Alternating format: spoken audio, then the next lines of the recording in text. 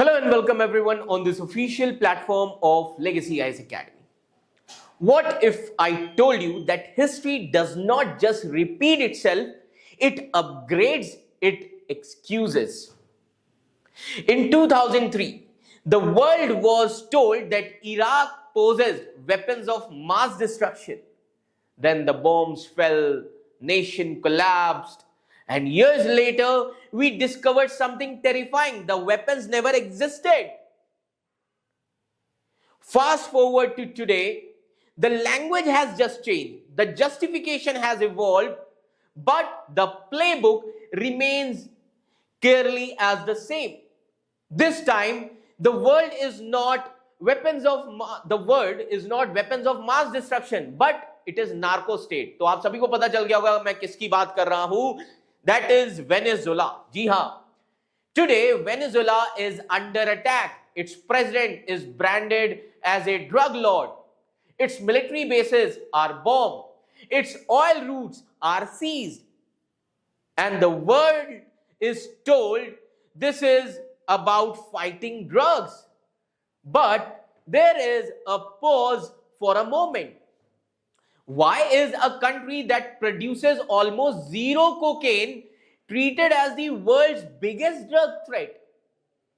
Why does Colombia responsible for nearly 70% of global cocaine production, but it hosts US military bases instead of missiles? Okay. Why do air strikes hit oil infrastructure, not drug labs? ये question पूछने वाला है. So to understand what is happening today, we must rewind the clock 36 years back to a small country called as Panama. As you can see here, this article is there in Indian Express, and a dictator named Manuel Noriega. जी हाँ, Manuel Noriega. As you can see here, Manuel Noriega. So this article is there in Indian Express, है ना? So Manuel Noriega, a man once paid by the CIA, later branded as a criminal. बाद में CIA ने ही इनको criminal बना दिया. समझ में आ रहा है ना? Then hunted down by 26,000 American troops, captured not by bullets but by rock music and psychologist warfare. So let me tell you, this is not just a story about Panama.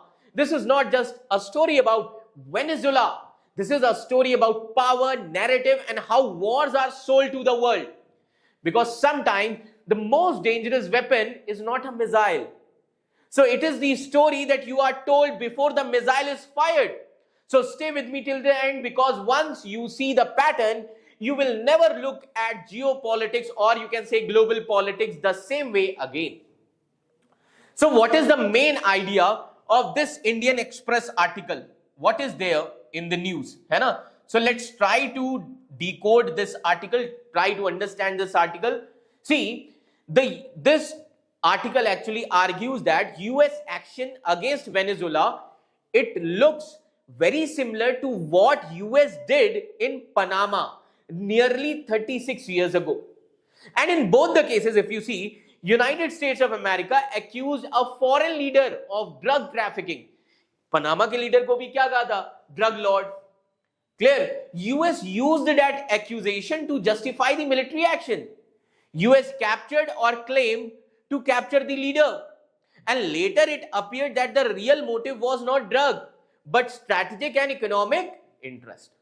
Now, what did the Donald Trump say recently? So Donald Trump ने अभी recently क्या कहा? So try to understand this.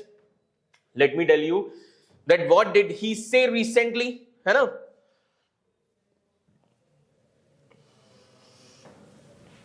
Yes. So what did he say recently? On 3rd of January, United States of America President Donald Trump claimed that US forces had captured Venezuelan President Nicolas Maduro and his wife. US launched large-scale strikes on Venezuela.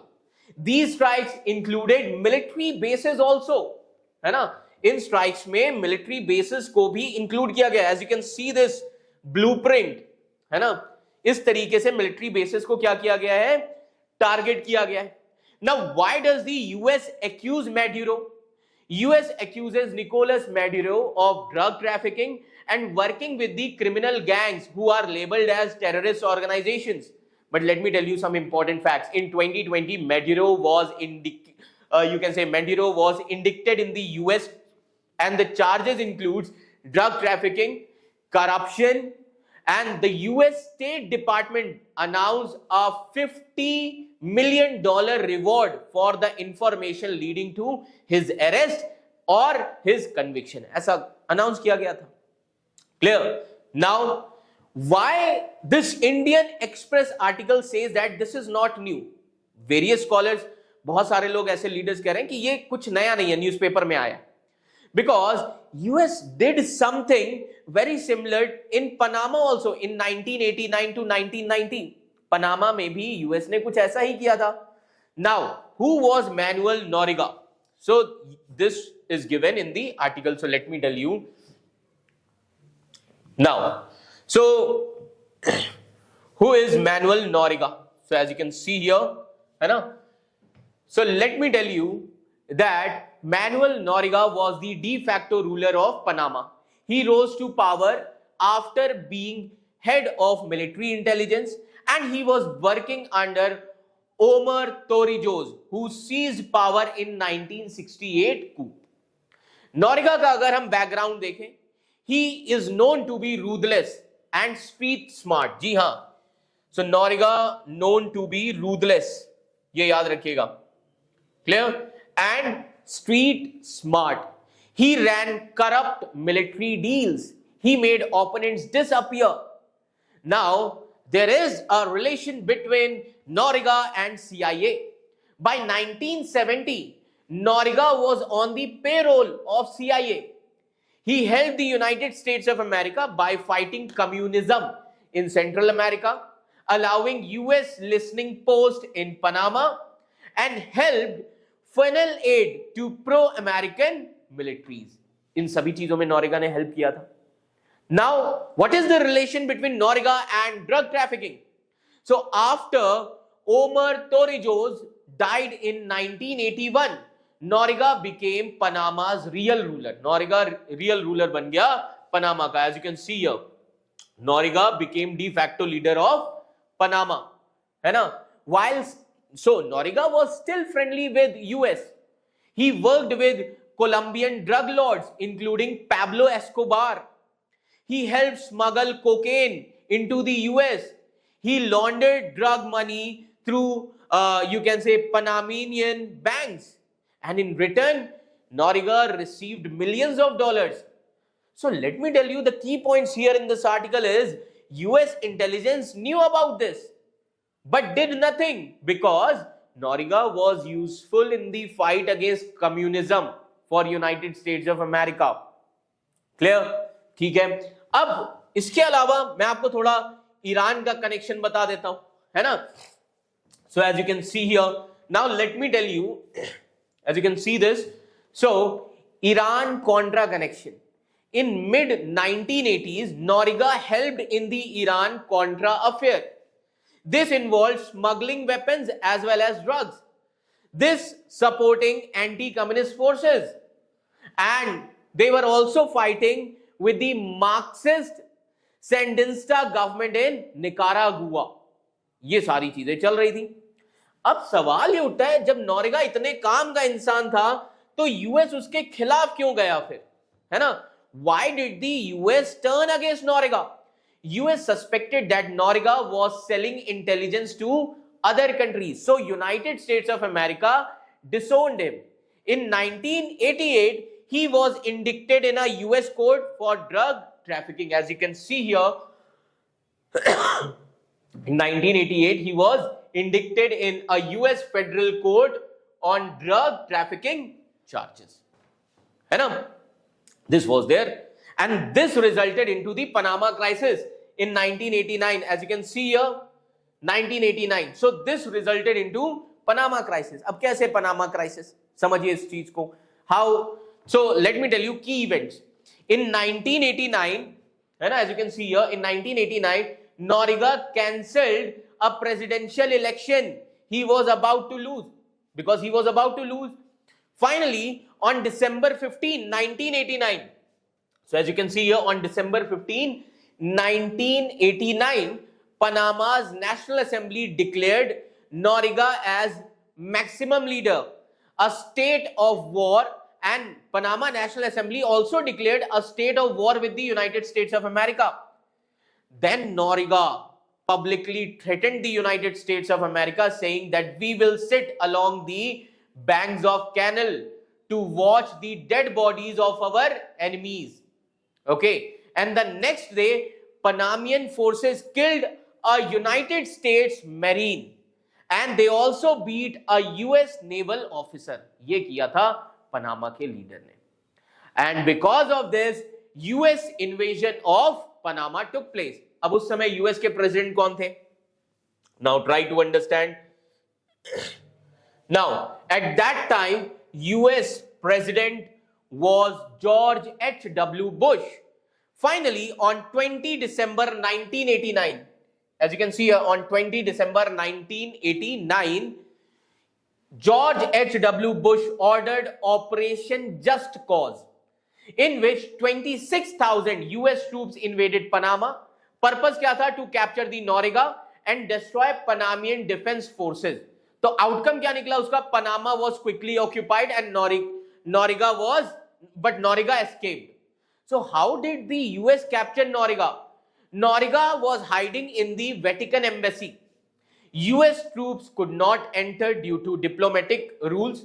So they used psychological warfare. US की troops ने psychological warfare खेला, है ना? इसको psycho ops भी बोला जाता है, psycho operation, है ना? Psy ops, psychological operation. The music torture. Loudspeakers were placed around the embassy. Music was played non-stop, है ना? तो बहुत सारे म्यूजिक्स बजाए गए. Fight the Power, Public Enemy, Panama, है ना? Van Halen, Danger Zone, clear? Then Refugee, all these things. And after several days, Noriga surrendered on 3rd of January 1990. Noriga ने क्या किया? Surrender कर दिया. Now the question here is, as you can see here in this newspaper, what happened to Noriga? He was taken to Miami. He was tried and convicted of drug trafficking. Now, court ने क्या कहा? The court did not allow evidence about his CIA connection. Court ने ये चीज allow नहीं किया कि उसके CIA कनेक्शन क्या थे. यूएस गवर्नमेंट के पेमेंट जो गए ये भी अलाउ नहीं किया, ये भी एविडेंस नहीं दिया गया, है ना? Then court did not allow his cooperation with US leaders. Clear? And he spent nearly 20 years in US prison and he died in 2017 at the age of 83. That was the scenario. Now the question here is, ऐसा ही कुछ हुआ था Iraq के साथ भी. Why does this remind us of Iraq? है ना? अभी इराक में क्या हुआ था? सद्दाम हुसैन के बारे में आप सभी लोगों ने सुना होगा, है ना? So what happened in Iraq? So let's try to understand this thing also, है ना? In 2003, United States of America invaded Iraq, claiming Saddam Hussein had the weapons of mass destruction, and these never existed. Pattern अब आप देखिए. Again, US ने क्या किया था 2003 में भी? They have actually created a security threat narrative. They used it to justify the war, and later the claim was collapsed. Clear? आज यूएस ने क्या किया वेनेजुला में? Narco state. So today narco state is the new weapons of mass destruction. Clear? Today drug trafficking is used like weapons of mass destructions were used earlier.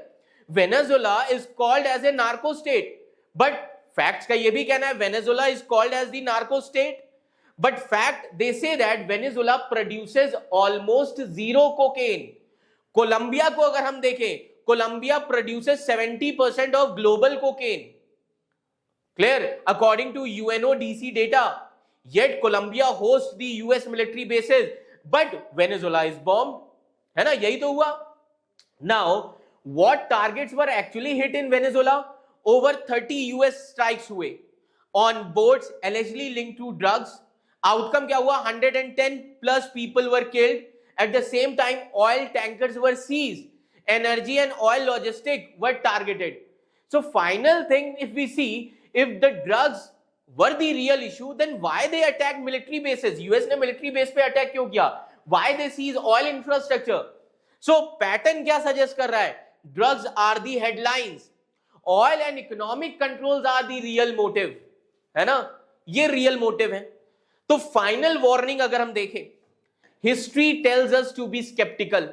Yesterday it was weapons of mass destruction. Today it is narco state. But the strategy remains the same. So history overall, if you see, history does not scream. It actually whispers the only those who are attentive to hear it. So Manuel Noriega was once a useful ally of US. Then he became a drug lord. है ना? Then his country was invaded. Finally, his past ties with CIA were quietly erased from the courtroom. Okay, Iraq was once a security threat. Then it became a battlefield. Okay, and later the world learned that the reason for the war never existed. Today, Venezuela is labeled as a narco state. Bombs fall, oil tankers are seized. Okay, military facilities are destroyed. And once again, the explanation sounds familiar, moral, and urgent. But the facts are stubborn. Drugs flow mainly from Colombia, not from Venezuela. Yet Colombia hosts bases, while Venezuela hosts bombs. So drug boats are attacked, but oil infrastructure is seized. Military targets are hit, not cartel headquarters. So this is not an accident. It is a pattern where moral outrage becomes the mask and geopolitical control becomes the mission. Yesterday it was the weapons of mass destruction. Today it is narco terrorism. Tomorrow it could be something else.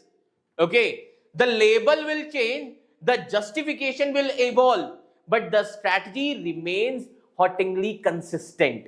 Okay. This is why history is not just about the past. It is a warning system for the present. Because when powerful nation decides to act, the first casualty is not sovereignty, not democracy, and not even human lives. The first casualty is the truth. And the moment we stop questioning the story, we are told we risk becoming silent spectators to history, which itself repeating and once again. So thank you for watching. Thank you so much.